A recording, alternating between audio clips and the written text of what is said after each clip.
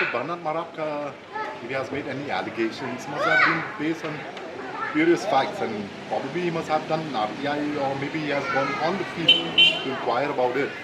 And there has been denial from the government side. But I feel that ultimately, if these things keep coming up, I think it's high time the government really actually conducts an inquiry into it and find out whether, and come, come clean upon it, and whether it's actually what he's alleging is true or false. Because ultimately these are public,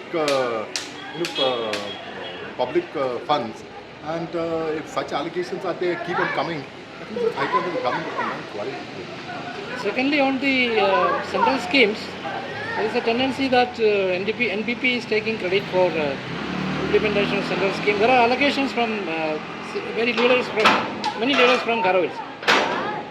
See, when it comes to the central schemes, it's not only here that's happening, it's happening in other states also, where the government and power, they re-question the name into indicating as that they are the state government schemes. It's happening not only here, it's happening in other states also. We had flagged out this issue recently when we had a meeting in Delhi, in Guwahati, with the central leaders and all, and they said that they will take it up with the state governments who have got these kind of issues. Also, in the run-up to Gambagre bypoll, there are reports that NPP using its machinery Jylla to win the seat. Your opinion?